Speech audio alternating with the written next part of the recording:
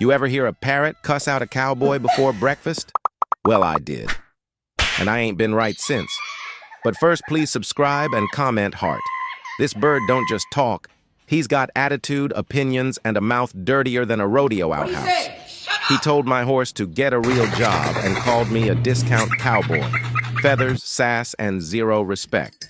Welcome to the wildest wingman in the West.